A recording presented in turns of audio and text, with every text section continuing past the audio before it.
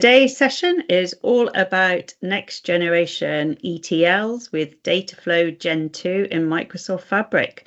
We've even got a little bit of Python he's teasing me with.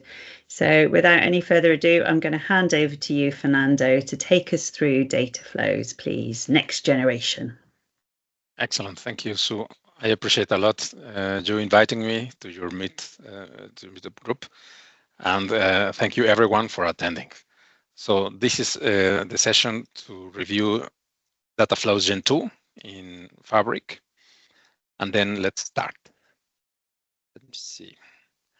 The agenda, a little bit about me, the objective, a demo, references and links, and questions you can ask anytime during my session, I don't mind.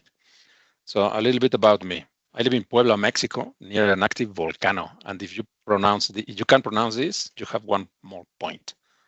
Popocatépetl. I changed careers from finance and controlling to data. I like sports, doing, not watching. But I am embarrassed saying this in front of Sue. And then I work with Power BI, Learning Fabric, and Power Addict also. And this is my LinkedIn and X. I will post them in the chat. And this is the objective. Build a Power BI report using Dataflows Gen 2 in Fabric. That's easy. That's the idea today. But this is an introductory session for Power BI analysts. It's not a deep dive of all the intricacies that we can do with Dataflows Gen 2 and data pipelines. And then I have one good news. This is all the slides. And now let's move to Fabric.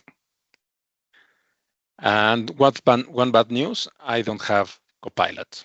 I'm using a trial still with 34 days, so I don't have Copilot. But then, first things first, let's create a workspace called Devon Corn Shocking Company workspace. Making sure it's trial. Okay, we have our workspace. And then as some of you or many of you have already started working with Fabric, let me point out here that I am in the Power BI persona or experience here down below. And there's where I enjoy staying. You, of course, can change to Data Factory, but normally I stay in Power BI. And then when you go to your workspace, you have this new button here where you can find everything you need. And then I'm staying in Power BI experience and going to Data Factory down here below. And here we have Dataflow Gen 2. But let's start working with Dataflow Gen 2.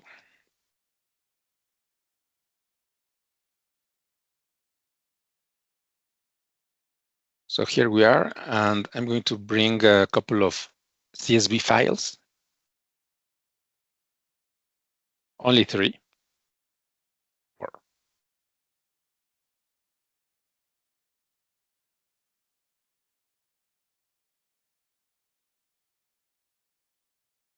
Okay, this is one, customers.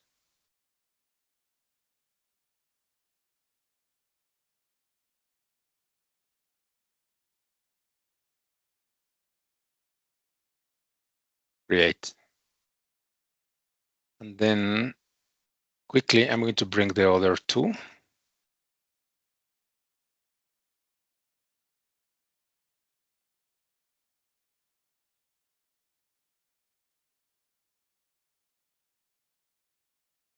Drivers.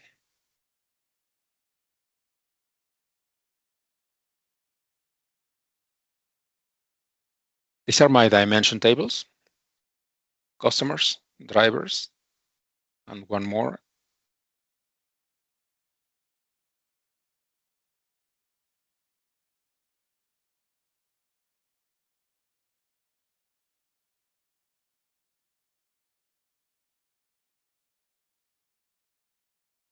compilers. Next.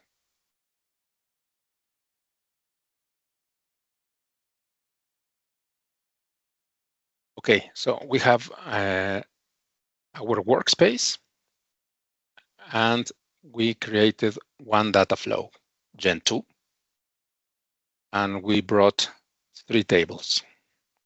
It's taking longer than the others. Come on. I just said in the chat, Fernando, I hadn't realized, it's probably my thing, that you can either link to the file or upload the file. Hadn't noticed those options before. I'm guessing upload would be putting it into OneLake, or? No, let's see. CSV. So you Maybe can just upload it or link to it from somewhere else. But if you are using OneDrive, then it's easier this way. And if you are using just your computer, this other way.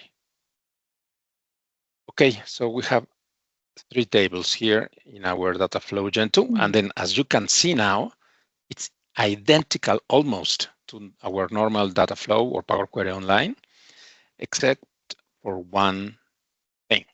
And if you know what it is, you can tell me or put it in the chat. And if not, I'm going to tell you. Yes, destination. Data destination on the bottom right corner. I have no data destination right now, as you can see, for any of my tables. No data destination and no data destination.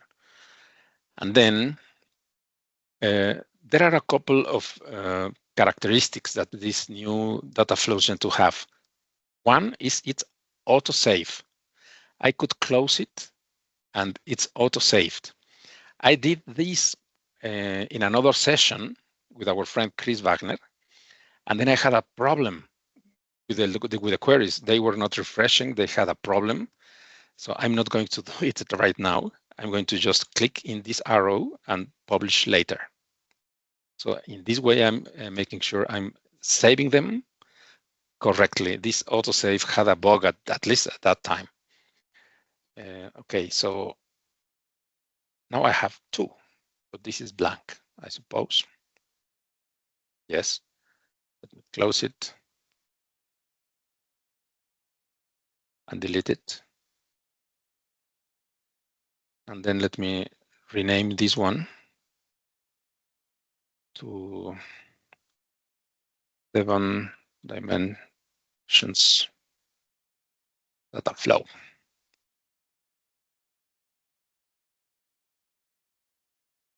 We need a storage location to save our queries or tables.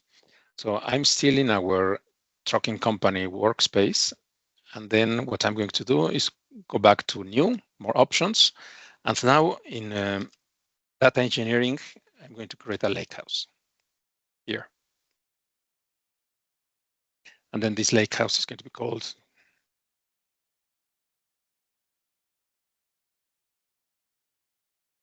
Devon Trucking Lakehouse.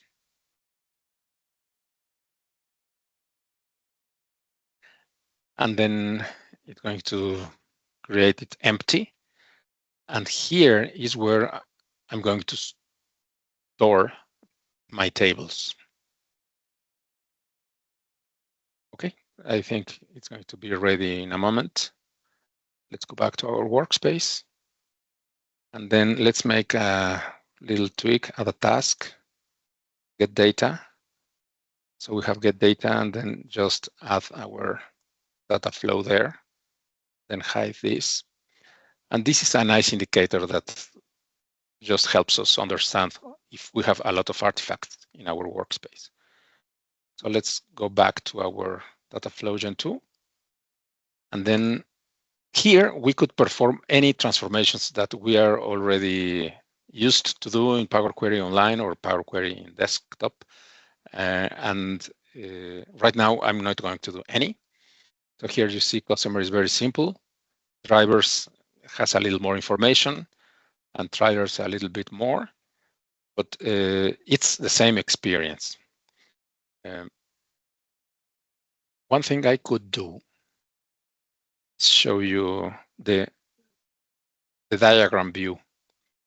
I'm going to take this path and create a parameter.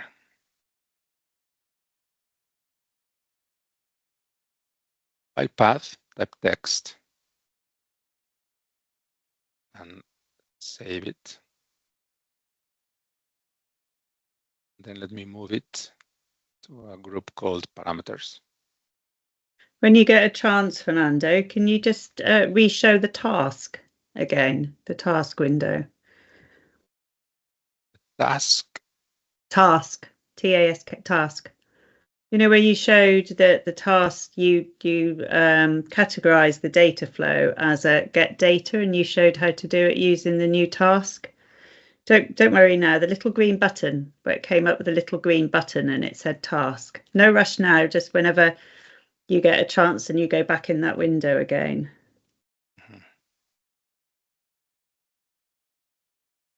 I don't get you. Where did I show that? When in the main workspace where you've got the lake house and the data flow. Yeah, okay. You showed the little task, you know, the flow, create a task flow, and you clicked on it, and then you added a task to get data, that one, that little green button. Yes. So we go here to this arrow, and then we expand, and we see here that we can add new tasks.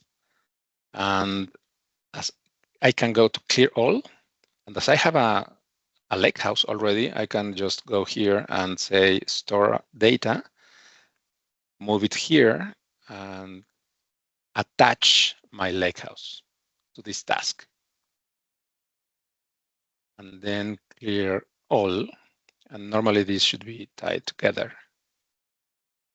And then you see a little bit more organized workspace. Yeah. And some people say that these tasks, this flow is complicated, but then you don't need it. Only this view helps a lot, no?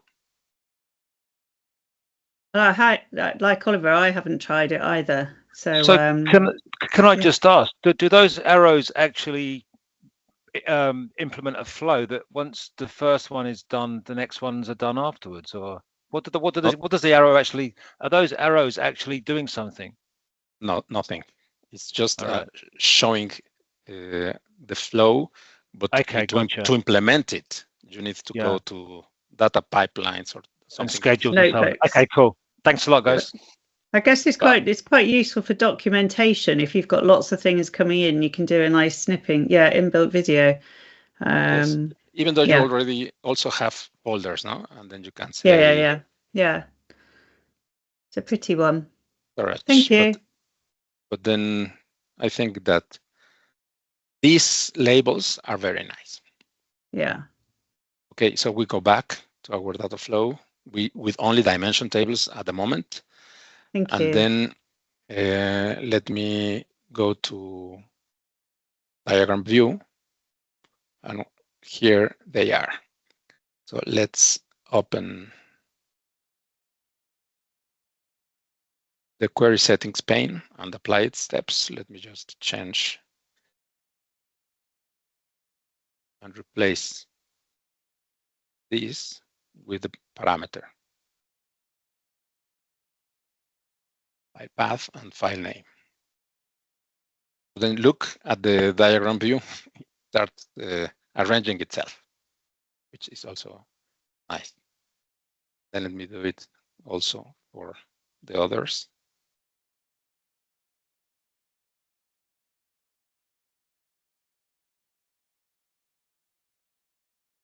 By path and drivers.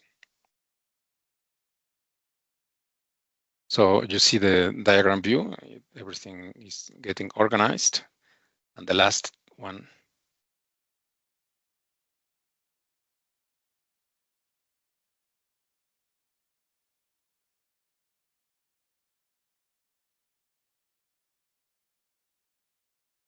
There you go. Now we see clearly what's the origin or source of our data. And then let me go back to the normal view, which I like better, I think. And then the next step is to show you two things. Let me zoom in. And then as you can see here, what do you see? Well, almost nothing. But it's not in italics. That's the point. It's not in italics. And if you right click, you see that enable staging is enabled. And here's another characteristic that is different from Dataflows Gen 1. In Dataflows Gen 1 or the original Dataflows, here we have enable loading.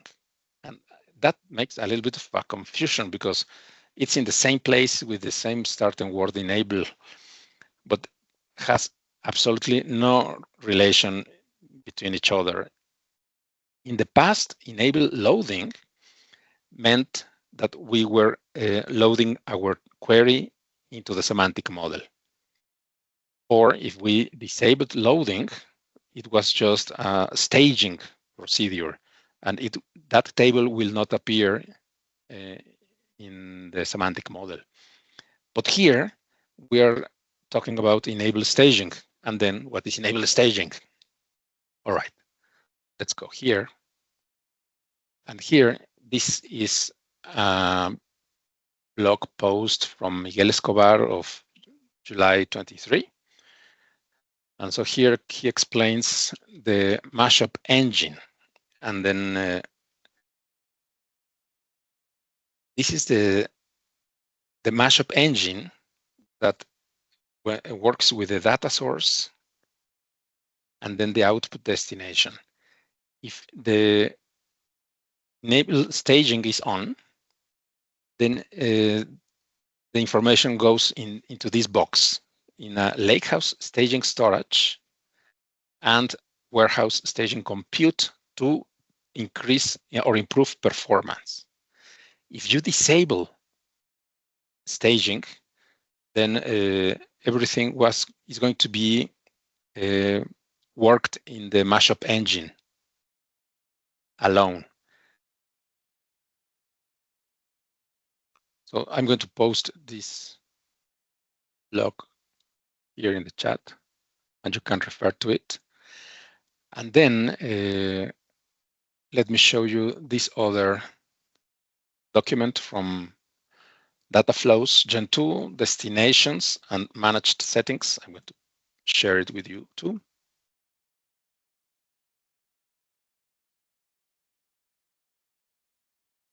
And then here, let's go down.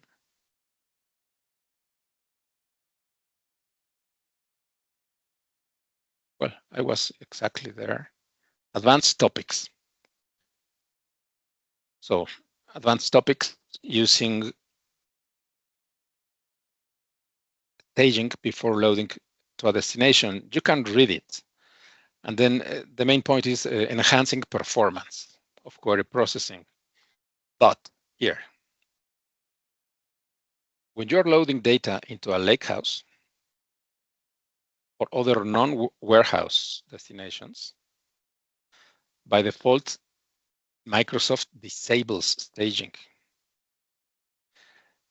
to improve performance because it's exactly what they are doing. They are creating a temporary lakehouse, not temporary, an internal lakehouse when the staging is enabled to improve performance. But when we are using a lakehouse to load our data, so we already have one, and they encourage us to disable staging. You have the link there. You can refer to it also. And then this is the case.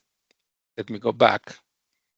And then let me just not do anything.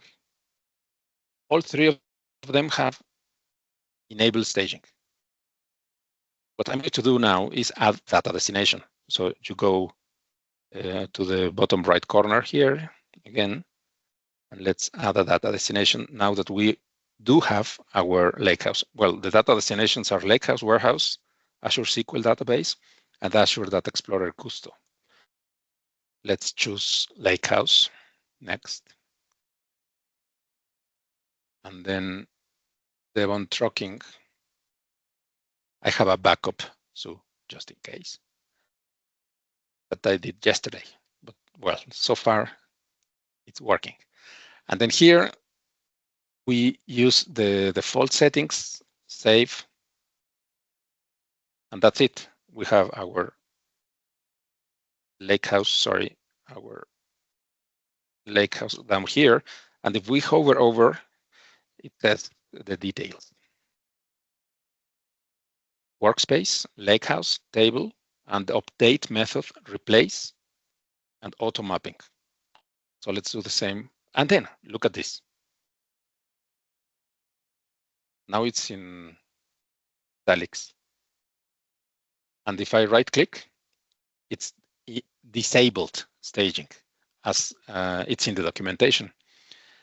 But anyway, if we want to enable staging, we can just click here and do it. But I'm not going to do it. I think I'm following the procedure here. And then let's continue. Drivers, add data destination, Lakehouse, the trucking company.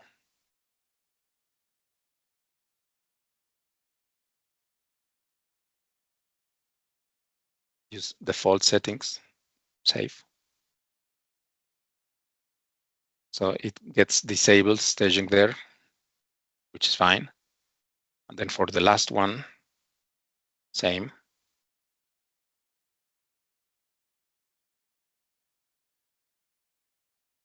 Trucking.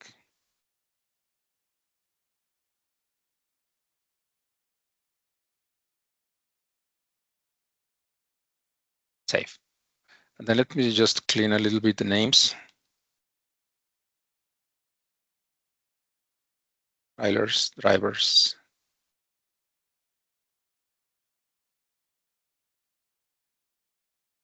Customers.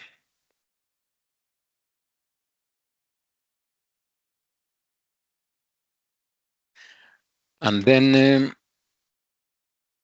I think we are ready to publish this data flow. And then we just go here and publish. And it's going to work. And then in the meantime, let's create another one for our fact table. More options. Dataflows into, no. Let me cancel. Let me do it differently this time. Delete this. Now, instead of creating one Dataflows into from the workspace, I'm going to go to the Lakehouse. And from the Lakehouse, you have here, get data. And if you click here, new Dataflow Gen 2. So from here, I'm going to create the last one. For the fact table, which is another CSV file.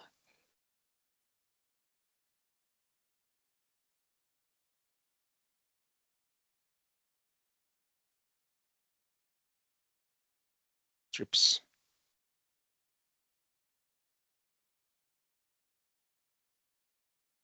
Then I'd like you to check the difference. Okay, create.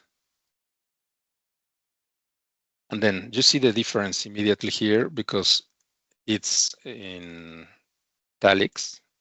It's disabled staging, and down below is automatically added the data destination to that Lakehouse. So you save a lot of time. And then why I do the other way at the beginning, just to show you. But if you do it from the Lakehouse, you skip one additional step that is not necessary. So if you just hover over the data destination, you see the default destination is the Lakehouse in this workspace, the Lakehouse we are using, and the update method is replace. Let's change that because normally the fact table, I would not want it to be replaced, but updated for the new data. So we go to the settings, icon. Next.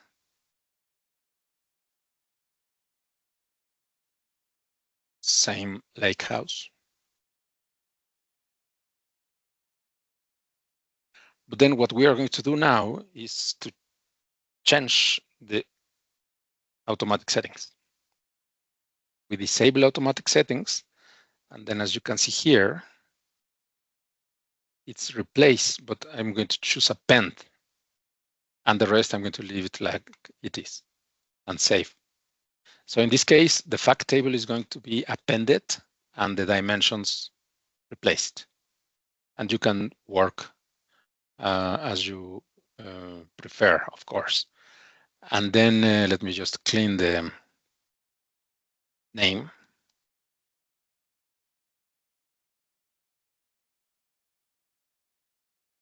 And let's publish.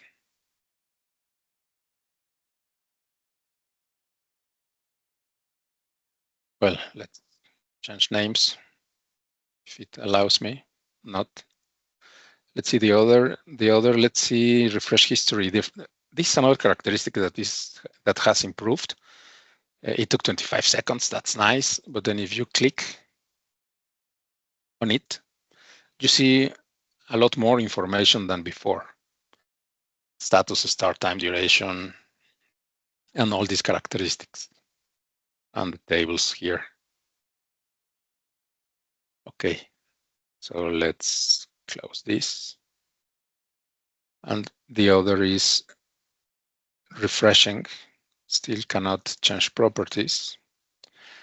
What I can do is add it to the get data.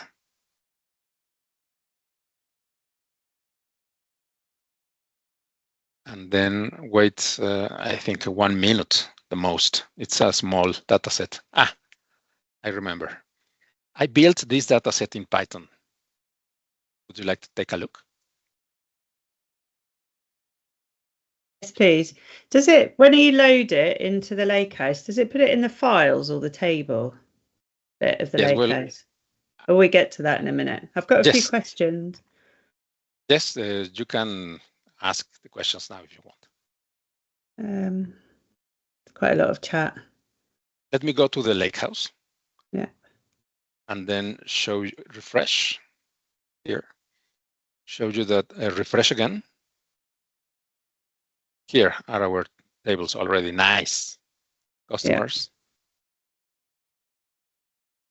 Yeah. So it's automatically putting them in the tables as a delta table. Yes. As you publish them, the data flow, yes, automatically. Which makes sense. And then you just click on these dots, properties, and you see that it's a delta table managed and the reference. Yeah. But let me see. I changed the name. Keep the old name.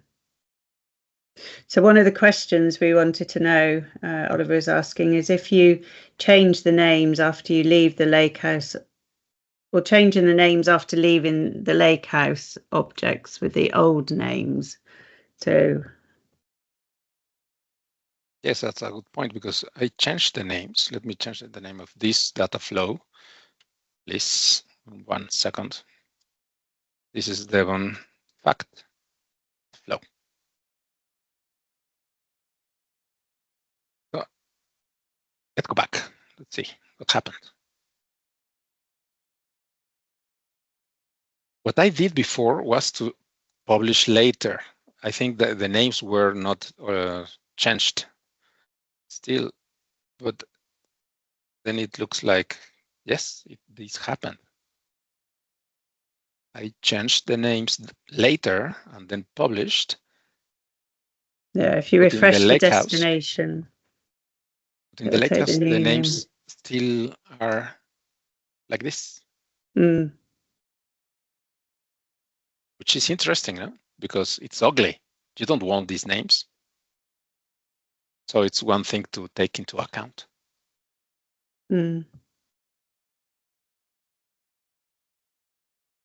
What other question do you have? Oliver said if you refresh the destination, he thinks it'll take on the new name. And Jack asked, do you have to do the step again for each query? And I think that was the enabling and disabling load. But you showed that you were doing it from within the Lakehouse, and then you showed once you open Power Query how you could then attach to many different things. And then we were actually, Sue, my question was, oh, brilliant! Fernando, Thank you, Jack. You stepped through each query and you assigned it to a lakehouse. Can you multi-select the queries and make that all one step, or do you have to do it 3 times? One by one, or create a data flow in the lakehouse already, so you avoid that step. Okay. Thank you. I see. Brilliant. Thank you, Jack. Thank you. And then there was discussions about staging and enabling staging, and then trying to work out which would be faster. And Oliver posted Chris Webb's blog post, which then talked about, you know, the principles and why. Yes, and there is another person, don't remember now, I don't have his link now, who made exactly an experiment and tested all the options and measured them. I will find it and send it to Sue. Okay, brilliant. Thank you. But then, so the data flow finished refreshing, and so we have everything in our Lakehouse. Let me show you the fact table. There it is. And then let me go to this workspace quickly and to this notebook.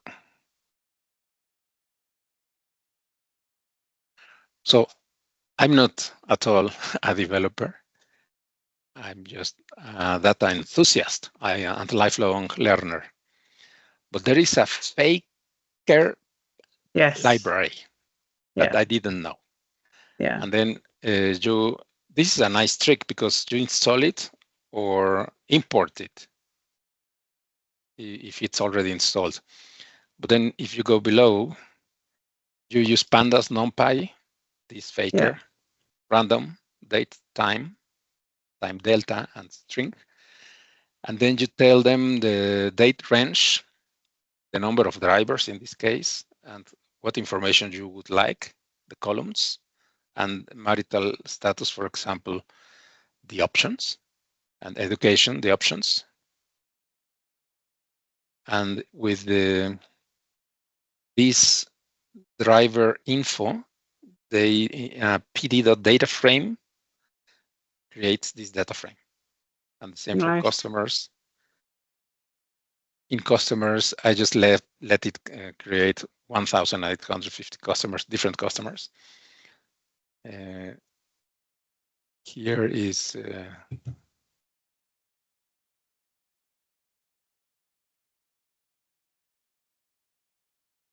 customer names.add fake.company, which is hilarious, I think. It's good, isn't it? And for the rest, the same, no? The trailer data and the trip data. And I had to work a little bit with it because I had some issues. And then when I wanted to increase the number of records for the month, but this is how I did it. Okay, let's go back to our topic, which is trucking company. And then let me go to the Lakehouse, open a new notebook. And then let me cheat quickly here, if I may.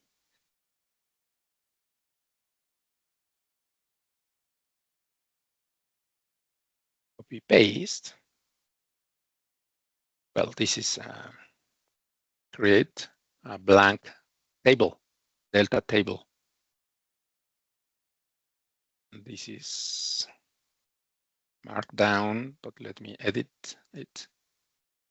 And heading 1, yes. Nice. And then what we have here is from PySpark.sql import Spark session. From PySpark SQL types import struct type, struct field, and string type. Then Spark equals Spark session.builder.app name blank table dot get or create. Then schema is only one column, string type, true. Then empty df equals spark.create data frame empty with the schema above. And then save as delta table empty df.write.mode overwrite.format delta save as table measures. Nice. Then, I'm loving this, Fernando. Let's. This is so important because I was so embarrassed, upset, and going crazy because you have to make sure that you have your Lakehouse, what's the name, attached to the notebook. If it's not, the notebook doesn't run. And then I picked 10 times in a session live, didn't work. And I didn't just turn around and check that, but now I know. So you have to check that you have your Lakehouse attached. And this will take like 30 seconds because running the cell already. And so you have your nice empty measures table already in the Lakehouse. I'm missing a calendar table, but don't worry. Let's continue like this for the example. Okay, then session ready. Great. Go back to the Lakehouse. Fresh. And we have a blank table. Isn't that nice? It's very nice. Okay, so just let me go back to the workspace and rename tracking. Rename the notebook as settings. Yes.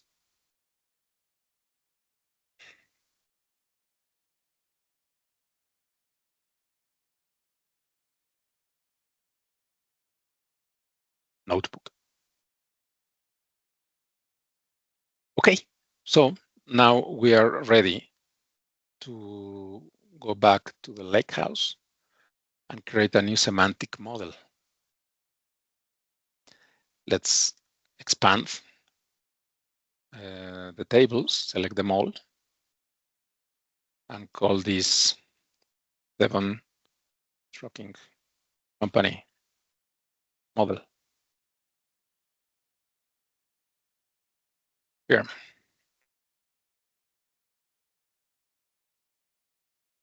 And then you know that when you create a Lakehouse, automatically you have a default semantic model that it's not recommended to use.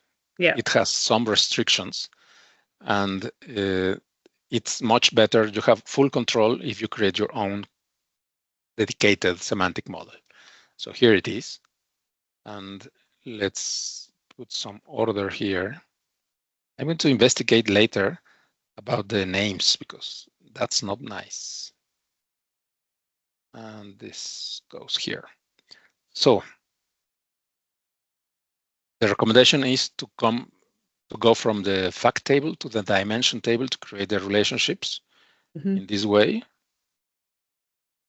because the cardinality is correct. Here it's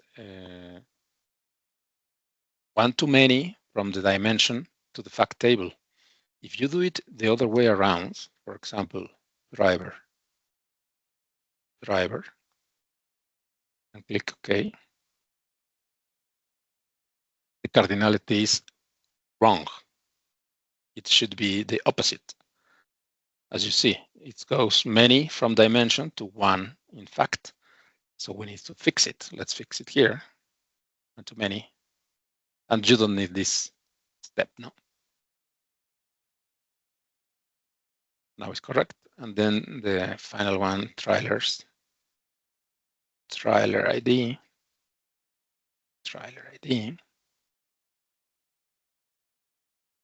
one to many. Okay, so we have our semantic model, and we have a beautiful blank measures table where we can start creating measures. For example,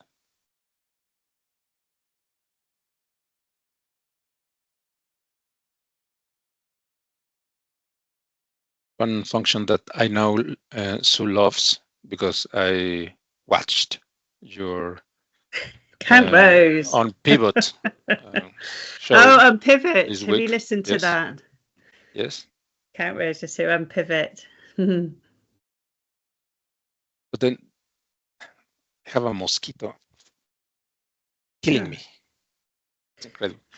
I was playing with this yesterday and last night, and I was like, "Where's my tablet editor?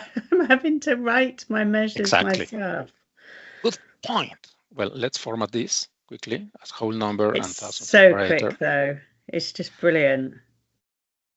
Where is our tabular editor? Well, let's open our good friend Power BI desktop, because we don't want to work here. In the meantime, let me go to the workspace and check that we have the model here, semantic model here. But if we go to the Lakehouse, where is it? The default semantic model. Well, it's not here. Let's change to SQL Analytics endpoint. It's not here. Let's go back to the workspace. Well, it's this one. This is the semantic model that you don't want to use. We use rather our own. Okay, so let's use Power BI Desktop quickly. I have 15 minutes. Oh my gosh. Sorry, it's a blank report. Dark mode is here. Okay, now you see that we have dark mode in desktop. I didn't know. And then just let's open tabular editor. And it's somewhere here in my other screen. Yes. Go back. And then it's blank. Yes, it's blank. What can we do? Let's go to workspace settings and license info. And here it is. The XML endpoint. Copy. Then we connect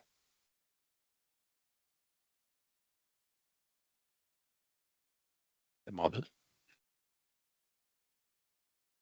to our XML endpoint, and the magic happens. Wait 1 second. And then we choose our trucking company model. And there it is. Oh, nice. We have our number of rows. We can hide this column. And then you can make the magic happens. In this case, I have the fact table with kilometers traveled, for example, and any implicit measure or column that you need to create a sum.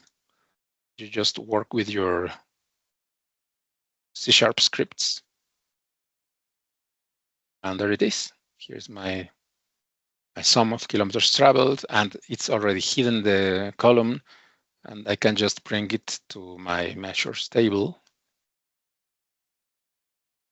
And you can just continue working, building your model as we should with Tabular Editor. In this case, only Tabular Editor 2.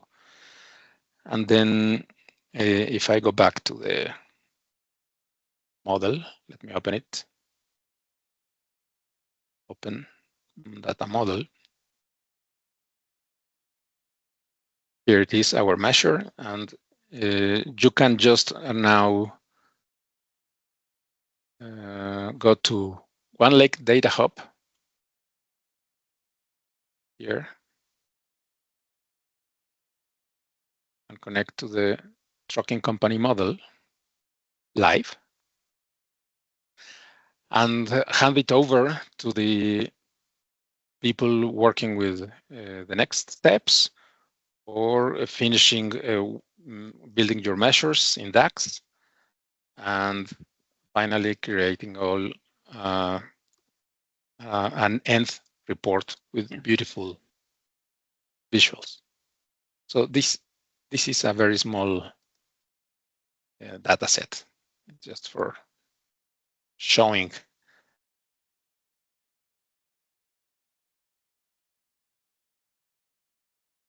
One more thing. None, only 300,000. What do you think? I think brilliant. It's very good from Oliver. I love the way that you've showed everything from Dataflow Gen 2 through to Lakehouses, through to Python, through to a little bit of DAX, a bit of tablet editor, some dimensional modeling. How did you find it? How did you find doing it? Excellent. And I have been doing this session for maybe 5 times. And I was not a speaker in the first time, only maybe 2 times I have been speaking. But then the problem, I prepared a lot. The problem was that when I checked the chat, Sandeep Pawar was there and Alex Powers was there. So I peed and everything collapsed. I just got so nervous. Well, they are 2 people, the nicest possible people, but complete knowledge. I think I would be nervous as well. In fact, I'm hoping Sandeep. I think Sandeep's in Stockholm next week, so it'll be a real privilege to meet him. Yes. So, but then this, as you can see, there are already still some topics that have to be checked. For example, Oliver, or who posted that the append was not working for him. Some of you. No, it was Daniel. Yeah, Daniel. Mm-hmm. Said last time he used a DF Gen 2 with append, it didn't save. And I had when I first started playing with it, if I got like you showed with the relationships, if I put them the wrong way round, the whole model broke and just froze. So I think it's it's sort of being worked on and improving in service. Yes, and here the name of my tables. It's crazy because trips I changed it before publishing. Well, I wanted to do I wanted to do something yesterday to one of the tables. I just wanted to add a column, and I thought I'll just quickly add it was like a demo one for a work thing. So I'll just quickly add a calculator column on there to add as a slicer. And I ended up having to go back to my Delta table, add it into the Delta table, which is where I then had the issue with then resaving it back to because I didn't want to create another table because the table was then linked to different reports, and I had to append it, and it's the schema. It was then having an issue because the schema was differently. So it's all these things we take for granted in one way when then you're trying something new. Yes, that's a very important topic that you have to be sure before publishing that your schema is correct, your metadata, and all the columns that you need. Yeah, but you're always going to, I mean, that was the thing. You're always going back and changing things as customers come and say, well, actually, it'd be really good to be able to do this. So then you'll go and change it. And it's trying to work out how you can make those modifications. When you were in the lake house, the schema view, it had edit tables there. Not this one, the other view. Any other questions from anyone?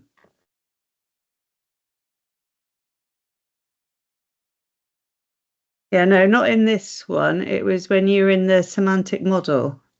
The semantic model, okay. Yeah.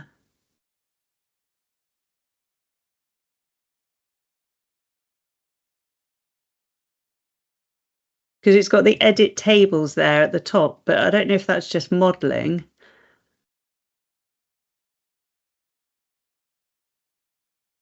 Yeah, see? No, you have to then go back and change it in, I think you have to then, well, that's what I had to do yesterday. I had to go back and change it in with a Python notebook to change the table. Yes, oops, deleted everything.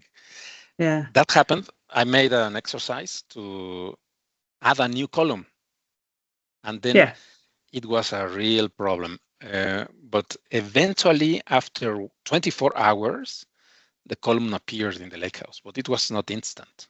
Yeah, no, it's same. I'd wrote a piece of code to add a column in using Python to add it to the delta table because I couldn't do it in the semantic model. So I had to go back to Python, write it in the notebook. Then I had to append and overwrite the schema. And then the same, it wasn't showing. And I was like, well, do I need to give it another name? Why is it not showing? And it wasn't 24 hours. It took maybe half an hour, but it did take a little while. And you can click on new report there and it takes you straight into creating a report in the service. Yes. Yeah. And then there's something else that I don't know if I can do it in 6 minutes, but you can, you broke my semantic model, Sue. Have I broken? Yes. But there is one condition. Where is it? Let's see if it's here. Maybe yes. I was like, why is it not working? I've overwritten it. I've done this. And it was showing in my Python notebook that the extra column was there. But then when I saved it back, if you allow preview features on the Lakehouse when you create it can be buggy. Yeah, it might be better then. I'm in Stockholm next week, so send all your questions to me. I'll ask for you. We've got a full day on fabric training, I think. Nice. Yeah. Here, I think, or not. Yeah, I was looking at these. It was keep it up to date, configure a refresh schedule.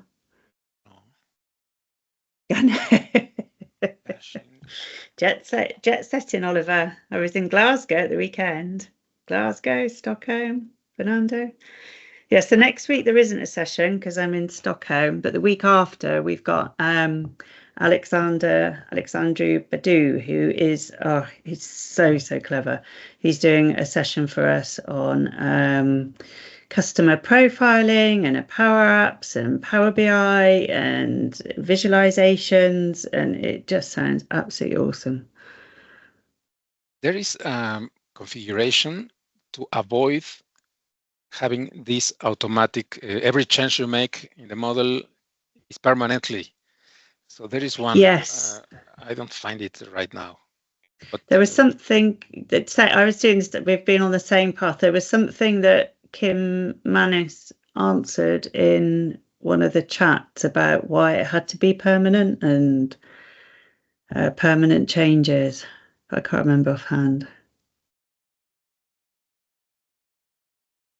I think it has to be permanent because of the nature of Direct Lake, but the user was asking, well, can we have one where it's this one.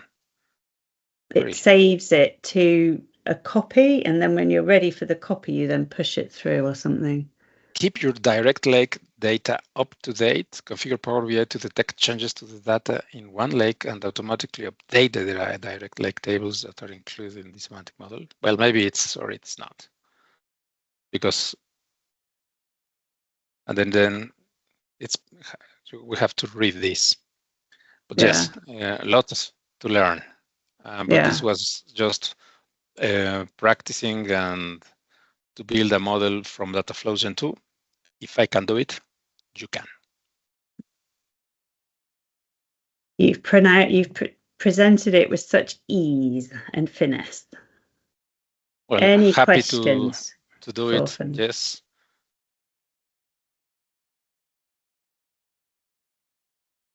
And anyway, so thank you again for hosting me.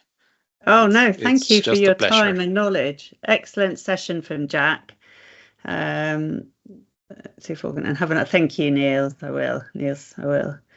And Fernando, you're a genius. Great session from Jordan. Really good.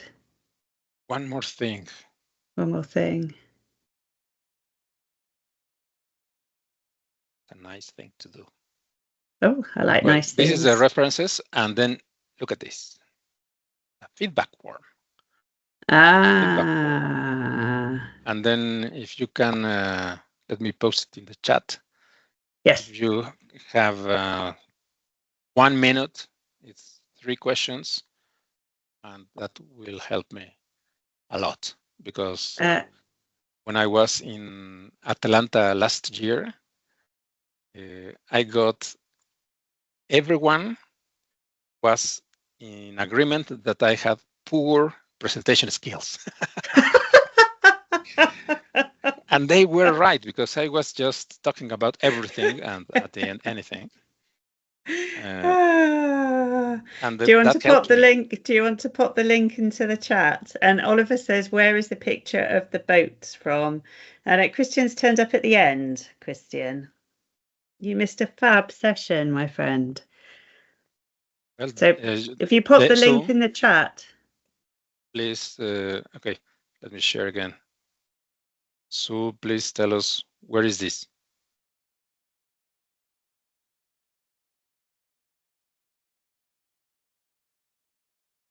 You don't know? I'm waiting for the link. Well, it's Devon, of course. Devon, of course. I would say maybe Solcombe. I don't know. I'd say probably Solcombe, maybe. Looks quite pretty because you come up, or maybe, yeah, I would say Solcombe. Solcombe or maybe Dartmouth. There's just so many beautiful places like this in Devon and Cornwall. There it is. Willicombe, somewhere in Scandinavia. Feedback link. Yeah, Solcombe, I think, maybe. It's very pretty. I will check and let you know. Okay. Because I just checked in Edge. All right, I'm on time. Good. You are on. Check mark Look for at me. you on the dot. 1 point. Thank you, everyone. I was really happy to share this. Hopefully, it helped. It did, and it was nice to, yeah, particularly lots of claps. For me, it was personally, it was particularly nice because I was playing with all this the last few days, so it was good to see you talking about append and delta tables and creating the report, and it's very cool. It's very frustrating though, because you're having to sort of out of your comfort zone again and having to learn things, but Python is particularly useful. Any last questions for Fernando?